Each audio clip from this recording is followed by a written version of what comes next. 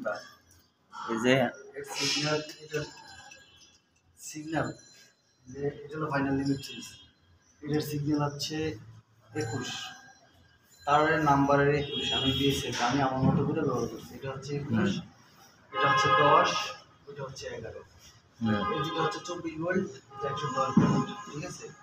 এই 24 ভোল্ট কাজ হচ্ছে শুধু সুইচিং করা, একটা সুইচ জাস্ট সুইচটা অফ হয়ে গেল, সুইচটা চালু হয়ে গেল। হ্যাঁ,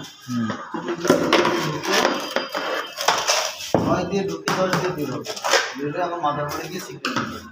ঠিক সেম ওখানে 10 দিয়ে 11 9 দিয়ে ঢুকে 11 দিয়ে বের হবে, উপরে গিয়ে সিগন্যাল দিবে 11 নাম্বারটা।